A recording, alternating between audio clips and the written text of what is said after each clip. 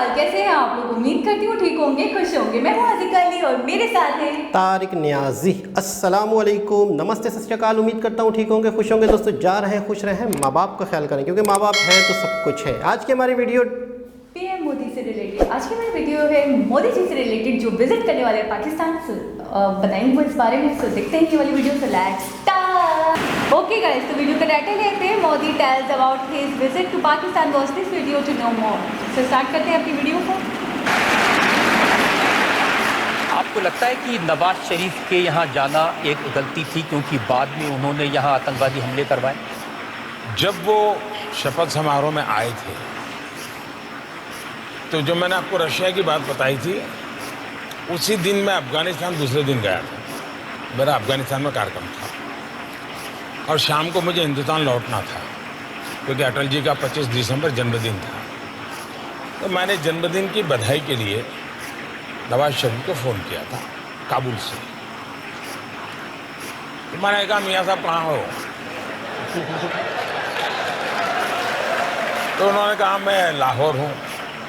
मैंने कहा, यार कमाल हो, तुम रावलपिंडी रहते नहीं हो, लाहौर रहते हो। तो उन्होंने कहा कि मेरी भांजी की शादी है, इसलिए मैं लाहौर आया हूँ और परिवार के सब लोग यहाँ पर हैं। तो उन्होंने ऐसे पूछा, आप कहाँ? मैंने कहा, मैं काबुल हूँ और हिंदुस्तान जा रहा हूँ। तो बोले, आप यहाँ होकर के जाइए। मैंने कहा, भाई अब अचानक तो कैसे बनाऊँगा? नहीं, बोले आप जाते हैं, बोले हम 10 मिनट के लिए मिल लेंगे, आप आइए। मैंने हमारे विदेश मंत्री सुषमा जी को फ़ोन किया काबुल से। मैंने उनसे कहा कि भाई मैं तो धर्म संकट में फंसा हूँ।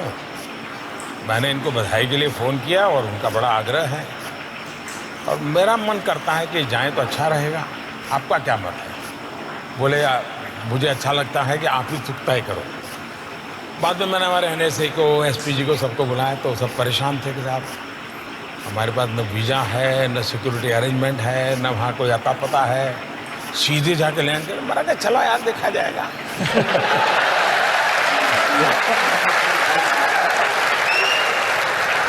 तो हम लाहौर गए एक सदिच्छा से, क्योंकि वो मेरे यहाँ शपथ समारोह में आए तो मुझे लगता था शायद एक जेन्युइन व्यक्ति हैं, कुछ कर पाएंगे। और मुझे सिर्फ कर्सी कॉल करना है। तो हम करीब आए, वहाँ पहुँचे तो उनका भी मेरे हेलीकॉप्टर में मेरे घर जाना होगा। नॉर्मली एक देश का मुखिया दूसरे देश में किसी दूसरे के जहाज में नहीं बैठता है, सोचता है 50 बार। मैंने कहा, चलो यार। हम उनके हेलीकॉप्टर में बैठ गए। उनके हेलीकॉप्टर में हम गए, उनके परिवारजनों से मिले, चाय वगैरह पिया, गुड़ी गुड़ी बातें हुई। बाकी तो कोई सीरियस नहीं था, काफ़ी लोग थे हम लोग। लेकिन पूरे पाकिस्तान में एक मैसेज गया कि भारत सचमुच में पाकिस्तान का बुरा नहीं चाहता है। और ये सबसे बड़ी सफलता थी मेरी 1 घंटे की इस विजिट की। कॉमन मैन, पाकिस्तान के कॉमन मैन के दिल में जो झूठ फैलाया गया था, उसको मैसेज चला गया कि हिंदुस्तान पाकिस्तान की आवाम का भला चाहता है।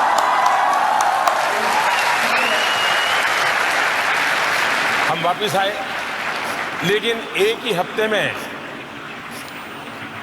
पठानकोट हो गया। अच्छा। अब ये जो लोग एनालिसिस करते हैं उनको एनालिसिस करना चाहिए। अगर मेरी तरफ से ये 2 जेस्चर न हुए होते, एक शपथ समारोह में बुलाना, दूसरा काबुल से आते समय कुछ समय रुक करके लाहौर में मिलना, इन 2 का इतना पॉजिटिव एनवायरनमेंट था कि विश्व को पठानकोट, उरी के बाद की घटनाएं या पुलवामा, ये समझाने में मुझे मेहनत ही नहीं पड़ रही है। लोग की दुनिया मान गई कि मोदी सच है। देखिए, उसने कोशिश की थी, ये गड़बड़ पाकिस्तान की है। तो ये 2 घटनाएं ने हिंदुस्तान को आने वाले कई वर्षों तक लाभ होने वाला है। ये जिनको समझ नहीं है वो झूले पर क्यों बैठे और चाय पीने क्यों चले गए। कुछ लोग तो बिरयानी बीच में ले आए हैं। हाँ। तो ये लोगों को कुछ समझ ही नहीं है जी। या तो उनके दिमाग में राजनीति इतनी भर गई है कि राष्ट्र नीति भूल जाते हो। राष्ट्र नीति सर्वोपरि होती है, राजनीति तो बात की बात होती है। लेकिन देश का दुर्भाग्य है कि अब और मेरे नसीब में ऐसा विपक्ष मिला है, मैं क्या करूं। मजा आ गया, यकीन Seriously करें, मजा आ गया मुझे भी ये वीडियो देख। मतलब मैं छोटी सी एक बात बताऊं, बिल्कुल सच। और ये कहेंगे कि मेरे दिल की बात आपको कैसे पता चल गई। अभी सिर्फ सच बताने लगा एक बात, कि हम एक दिन में 2-4 वीडियोस बनाते हैं, 5-6 वीडियोस बनाते हैं, मतलब जब बैठते हैं तो चलो 4-5 एक साथ बनाएं। मोदी जी की वीडियो आती है ना, वो जितना टेम्पो डाउन हुआ होता है ना, दोबारा आपको नहीं पता। अब आप बताएं मेरे से। इससे पहले वाली वीडियो में बिल्कुल डाउन हो गई थी, मैंने बोला भी था कि मैं बोर हो गई थी, लेकिन इस वीडियो में यकीन करें अलग ही जोश, एक बलबला, एक जज्बा। बिल्कुल और सच बता रहा हूं मैं। सबसे अच्छी बात मोदी जी की ये लगती है कि वो बहुत न डरे, मतलब वो खौफ नहीं करते किसी भी सिचुएशन का, किसी भी चीज का खौफ नहीं रखते। वो बहुत मतलब बेबाक है, बहुत बहादुर, बहुत दलेर। मैं जितने वर्ड्स यूज करूँ मेरे हिसाब से कम। आपको पता है कि जिस तरीके से उन्होंने बात की, कितना मतलब कैजुअल बात, किस तरीके से अंदाज बोलना। चलो देख लेते हैं, चलो चलते हैं। अच्छा एक चलो बात देखा है, जाएगा। अच्छा आपने उनकी बातों से थोड़ा सा अंदाज़ा लगाया नहीं लगाया कि अचानक दौरा बहुत मुश्किल होता है, अच्छा, बहुत वही सारी है। चीज़ें होती हैं, 100 बहुत सारे बार कोई भी प्राइम मिनिस्टर सोचेगा। सोचेगा किसी और प्राइम मिनिस्टर किसी दूसरे मुल्क अच्छा, के प्राइम अचानक। मिनिस्टर के हेलीकॉप्टर में बैठने में, अच्छा अचानक, लेकिन हमें वजह से देखना। अच्छा अचानक जाना पड़ गया, फिर गए भी सही, फिर पता है एक प्राइम पॉजिटिव चीज थी। प्राइम मिनिस्टर को कहीं जाना होता है ना, तो कई दिन पहले मीटिंग्स, उस चीजें, नहीं हाँ। उस जगह के बारे में मालूमात, जहाँ जाना है, कहाँ रुकना है, उस जगह की क्लियर करना, सारी चीज क्लियरिटी, क्या उस जगह की क्लियरेंस करना, सारी चीज़ों को ओके करना, फिर जाके उस जगह पर उन प्राइम मिनिस्टर को लेके जाया जाता है एक सिक्योरिटी के साथ। अच्छा, सिक्योरिटी भी नहीं थी। अच्छा एक टाइमिंग का मामला होता है, किस टाइम पे कहाँ होना है, क्या नहीं होना है, क्या नहीं होना है। फिर साइन होते हैं चीज़ों पर कि वहाँ के जो वज़ीर ख़ारजा होते हैं, यहाँ जो इंडिया में सुषमा स्वराज ये थी, तो ये सारी चीज़ें मतलब है कि टर्म एंड कंडीशन होती है। इसका बैड इफ़ेक्ट क्या पड़ेगा, पॉजिटिव इम्पैक्ट क्या पड़ेगा, दुनिया क्या सोचेगी, हमारे यहाँ मतलब एक चीज़ के पीछे एक प्राइम मिनिस्टर का एक जुमला भी कहना ना, किसी कंट्री में जाके किसी और प्राइम मिनिस्टर की दावत पे जाके वापस आना, तो एक तो अलग बात है। ये शादी थी नवाज शरीफ के घर में, उनकी भांजी शादी थी, तो शादी में अचानक ये हुआ था। उस वक्त ये पीएम थे नवाज शरीफ भी। आपको पता है उस वक्त पाकिस्तान में कितने इश्यूज उठे थे, जिस तरह मोदी जी बता रहे हैं, तो मोदी जी के लिए तो ये था कि एक पॉजिटिव इम्पैक्ट आया था कि नवाज शरीफ पर बहुत ही ज़्यादा उंगलियां उठाई गई थी। क्यों कि ऐसा क्यों, बड़े अच्छे ताल्लुकात हैं, बड़े अच्छे टर्म्स हैं। और यहाँ तक भी जो मैं बताता चलूँ, जो हम लोग पढ़ते रहते हैं अखबारों में, न्यूज़ में, या उन लोगों से सुनते रहते हैं कि नवाज शरीफ का मोदी जी के साथ बिजनेस टर्म्स हैं इंडिया में। वो कहते हैं कि इनकी बहुत अच्छी गहरी दोस्ती है मोदी जी से, और इनकी दोस्ती का मकसद बिजनेस है। इन्हें पाकिस्तान से कोई गर्ज नहीं है नवाज शरीफ को, और यहाँ के इसका जो है इंडिया से बहुत ज़्यादा गहरा रिश्ता है। तो ये मतलब हमारे मुल्क के लिए बेहतर नहीं है। ये पाकिस्तान में उस वक्त जब ये वाक़या हुआ था, मोदी जी अचानक चले गए थे, तो ये उस वक्त का वावेला उठा था बहुत ज़्यादा। ये कौन सा सन था मुझे बात पता नहीं है, लेकिन ये मुझे थोड़ी बहुत बात न्यूज़ वगैरह में याद आ रही है कि ऐसा हुआ था, ऐसा जिक्र हुआ था। दूसरी बात ये है कि वो सारा वाक़या तो मेरे जहन से धुंधला हो चुका है, मतलब हल्का फुल्का वीडियो देखने से याद आया, या फिर भी बहुत अरसे बाद तक जिक्र होता था, या अभी भी जिक्र होता है कभी कभार न्यूज़ में कि मोदी जी इनके पास अचानक आ गए थे। लेकिन इस वीडियो के देखने के बाद मुझे वो थोड़ा सा रिमाइंड हुआ। सेकंड ये कि अब जब इनकी बातें सुनी मैंने मोदी जी की, इनका बोलना देखा कि उस वाक़ये को लेके किस तरह बात कर रहे हैं, तो अब मुझे ये सारी सिचुएशन समझ में आई कि अचानक उन्हें दावत दी गई, फिर ये चले गए, कितना बड़ा फर्क।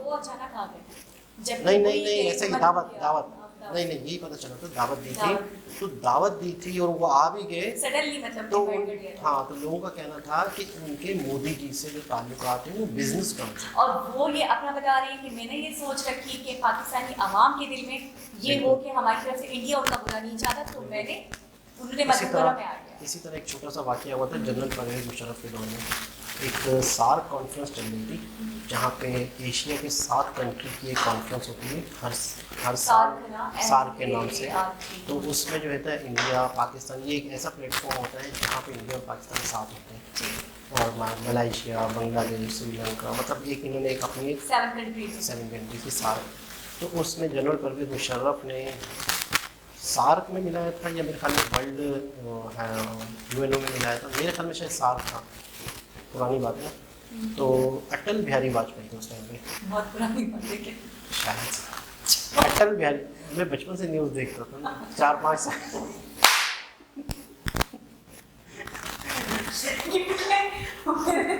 मतलब मेरे सर से गुजर रही है, नहीं सुना मैंने ये सब। अच्छा ना, मुझे बहुत पुरानी बात है, आपको पता होगा। हाँ तो मैंने हाँ, सुने तो सही, मैं बचपन से न्यूज़ सुनता था, मतलब उम्र पे मत जाना मेरी, पैदा होते साथ ही अपने 4-5 साल रिमोट कंट्रोल उठाया। नहीं, वाकई में न्यूज़ सुनता था। पीटीवी पे खबर, 12-15 साल की तो पीटीवी पे खबरनामा आता था 9 बजे, उसके पहले ड्रामे आते थे, पहले सब नए न्यूज़ चैनल भी नहीं होते थे, कुछ भी नहीं होता। अच्छा, वो आप उसकी बात तो नहीं कर रहे हो? PTV हैंडशेक करते थे। हाँ, वो भी फुटेजेस देखी थी, वो तो बहुत पुरानी बात है। तो जनरल परवेज़ ने हाथ मिलाया था, तो उसको एक पॉजिटिव पॉइंट से देखा गया था कि पाकिस्तान अमन चाहता है, और पाकिस्तान यानी परवेज़ मुशर्रफ उस वक्त थे, तो वो उठ के अटल बिहारी वाजपेयी के पास गए थे, तो उसे कहा जा रहा था कि पाकिस्तान अमन चाह रहा है, और वो उठ के गया, यानी कि परवेज़ मुशर्रफ पाकिस्तान थे और वो बिल्कुल वो रिप्रेजेंट करते हैं। और हैं। जिस तरीके से मतलब देखिए यहाँ पे यही बात तो वही चीज़ हुई है। हाँ, वही चीज़ हुई है कि मोदी जी आए तो वो अमन चाहते हैं, वो नहीं चाहते अच्छा, फसाद, लड़ाई झगड़े। और जब देखिए मैं एक बात बताऊं, कौन सा कंट्री चाहेगा कि जंग हो और नुकसान हो और आवाम का नुकसान हो और तकलीफें आए? कोई भी मेरे ख्याल में नहीं चाहेगा, समझदार बंदा। अच्छा, देखिए मोदी जी, बिल्कुल देखो मोदी जी अगर अपने आवाम से प्यार करते हैं तो कभी नहीं चाहेंगे कि पाकिस्तान के साथ ताल्लुकात खराब हो या पाकिस्तान के साथ जंग हो। अगर पाकिस्तान का कोई पीएम पाकिस्तानी आवाम से प्यार करेगा तो वो नहीं चाहेगा कि पाकिस्तान इंडिया के साथ जंग करे और हालात ख़राब हो। देखिए पहले पाकिस्तान के हालात बुरे, पहले पाकिस्तान की कंडीशन ख़राब है, इकोनॉमी भी नीचे से नीचे जा रही है, और रुपये की जो वैल्यू है वो नीचे से नीचे। तो कहने का मतलब ये है कि कोई भी कंट्री का पीएम ये नहीं चाहेगा कि उसके किसी और मुल्क के साथ ताल्लुकात ख़राब हो, ख़ास तौर पर पड़ोसी के साथ। लेकिन वो पीएम जो लॉयल होगा, अपनी आवाम के साथ कम से कम लॉयल होगा, तो वो नहीं चाहेगा। तो अब मुझे वो सारी जो नवाज शरीफ के साथ पीएम की, मोदी जी की जो बातचीत हुई थी या जिस तरह से वो आए थे। अच्छा एक बात और बड़ी, मतलब अभी एकदम से जन्म की, तो इसका मतलब है कि ये पॉजिटिविटी उनकी तरफ से। एक बात अभी जहन में आई कि नवाज शरीफ थे, फिर इलेक्शन हुए, इमरान खान आए, वो भी हालात ख़राब, नवाज शरीफ के दौर में भी, उससे पहले पीपल्स पार्टी भी, तो मोदी जी उस वक्त से हैं। कहने का मतलब है कि कितना लंबा टाइम पीरियड ले गए एज ए पीएम, और अच्छे तरीके से जा रहे हैं, तो आवाम उन पर बिलीव कर रही है, तो वो अभी तक हैं। यहाँ पे चेंज होते रहे, और चेंज होने का मतलब ये है कि आवाम को उन पर भरोसा नहीं है। अच्छा, पाकिस्तान में जो पॉलिटिक्स को लेके ना इस्तेहकाम नहीं रहा है, यानी कि एक मजबूत हुकूमत काफ़ी अर्से तक नहीं रही। जब हुकूमत ही मजबूत नहीं रही तो कहाँ से तरक्की? अच्छा, मैंने ये भी देखा है कि जब भी कोई सीट पर बैठता है ना हमारे पाकिस्तान में, तो अपोजिशन चाहती है कि बस किसी भी तरह उसकी उठे, हाँ, गलत सही कुछ भी बातें मिला जुला के ना उसकी हुकूमत को गिरा दिया जाए करके, कि ये चीज़ है। और मैंने इंडिया में ये चीज़, मतलब ये अफरा तफरी, ये वाला मतलब नफसा नफसी नहीं देखा। सब एक जगह यकजा हो गए, एक जगह जाके। देखिए ओपोजिशन का भी होना कहीं जगह पे पॉजिटिविटी है, पॉजिटिव है ये मामला भी। उसकी वजह ये थी कि जहाँ हुकूमत 19-20 कर रही हो, मामलात में गड़बड़ कर रही हो, तो अपोजिशन। अच्छा, तो लेकिन यहाँ तो बोलते रहते हैं, हाँ ना, दूसरी पार्टी अभी कहती है उसने करा, वो कहती है उसने करा, लेकिन अगर ऑपोजिशन ही मिलकर काम कर रही हो, साथ ही हो, और ऑपोजिशन का ही मामला सेट हो रहा हो, तो वहाँ तो गड़बड़ है। लेकिन ऑपोजिशन का मतलब ये होता है कि हुकूमत अगर काम नहीं कर रही हो, हुकूमत अगर सही काम नहीं कर रही, तो उसको तनकीद करे, उसको सही राह पे लाए, उसकी जो चीज़ें हैं उनको हाईलाइट करे। ये तो फेयर हो गया ना, ये तो वो वाली बात है कि आज दुश्मनी है तो दुश्मनी। अब मैं ये कहना चाह रही हूँ कि हमारे यहाँ जो है मुँह पे तो लड़ रहे हैं, पीठ पीछे नहीं। हाँ एग्जैक्टली, चैनल पे आके जी वो हो रहा है, ये हो रहा है, इसके शो में वो उसको गालियां दे रहे हैं, उसको गालियां दे रहे ऐसा ही हैं, है। बैक साइड पे जी वो उनकी शादियों में जा रहे हैं, शादियां अटेंड कर रहे हैं, उनके इवेंट्स अटेंड कर रहे हैं। तो इस बात को लेके पाकिस्तान में तो नेगेटिविटी फैली थी मोदी जी के आने पे, मुझे अच्छी तरह याद आ रही बात। खैर मोदी जी के आज के अल्फाज सुने, मुझे मैं दिल से कह रहा हूँ मुझे बहुत खुशी हुई।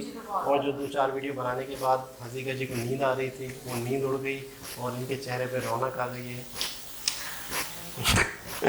तो दोस्तों उम्मीद करते हैं आज की वीडियो आपको अच्छी लगी होगी। दोबारा किसी और वीडियो के साथ आपसे मुलाकात करते हैं, जब तक के लिए अल्लाह हाफ़िज़।